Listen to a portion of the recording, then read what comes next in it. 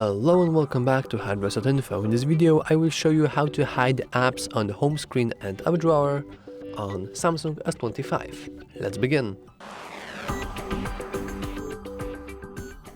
For the purpose of this video, we'll be hiding Galaxy Store here. So, let's go into settings. Go back as it is not normal settings. Here you want to go into your home screen. And you scroll down until you see Hide Apps on Home and App Screens. In here we can check applications that we want to hide.